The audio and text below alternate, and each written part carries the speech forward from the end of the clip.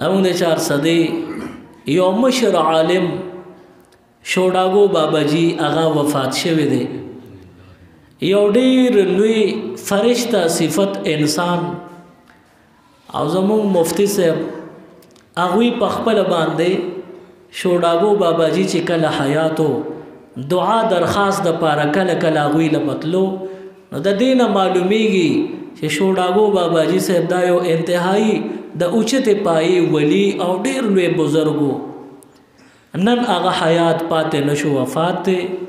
او کم ملګری چې د داسې بزرګانو په جنازه کې شریک شي هغه خلق الله بخي